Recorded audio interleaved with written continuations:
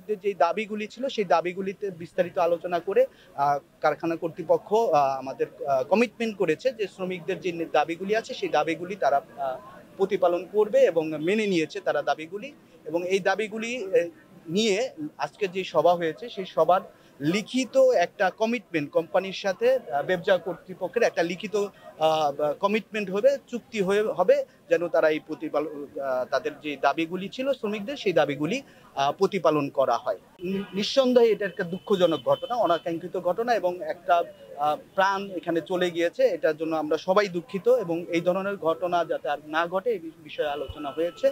এবং প্রাথমিকভাবে কোম্পানির পক্ষ থেকে যিনি নিহত হয়েছেন তাকে কিছু আর্থিক ক্ষতিপূরণ দেওয়া হয়েছে এবং যারা চিকিৎসাধীন আছে তাদের চিকিৎসার জন্য উদ্যোগ গ্রহণ করা হয়েছে এবং আমাদের কোম্পানি নিশ্চিত করেছে, কমিটমেন্ট করেছে যে আইনানুগভাবে তাদের যত পাওনা আছে, ক্ষতিপূরণ পাওনা আছে, যিনি নিহত হয়েছে এবং যাদের আহত হয়েছে তাদের প্রপার ট্রিটমেন্টের জন্য যা যা উদ্যোগ নেওয়ার দরকার সেই উদ্যোগগুলি নেওয়া হবে। ক্ষতিপূরণের যে বিষয়টি, আহত হয়েছেন যিনি নিহত হয়েছেন তাকে এভারগ্রিন কোম্পানি টোকেন মানি দিয়েছেন, আরো ওনার পরিবারকে সহায়তা দেওয়ার প্রতিশ্রুতি দিয়েছেন।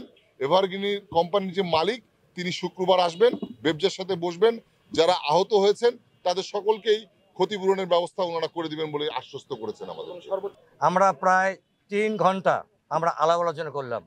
প্রতিটা দাবি শ্রমিকের যে প্রতিটা দাবি 23 দফা দাবি এভারগ্রিনকে বলল যে আপনারা মানেন কিনা।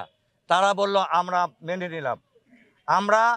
আমরা তাদেরকে আশ্বস্ত করলাম যেহেতু তারা দাবিটা মেনে নিল, আমাদের শ্রমিকরা যাতে তারা নির্বিঘ্নে কাজ করে। কোনো মামলা হবে না, যা ঘটনা ঘটে গেছে কোনো শ্রমিকের বিরুদ্ধে কোনো মামলা হবে না। আমরা সেটা বলেছি, কোনো মামলা যেন না হয়, কোনো ক্ষতি যেন না হয়, কোনো শ্রমিকের কোনো আশঙ্কার কোনো কারণ নাই।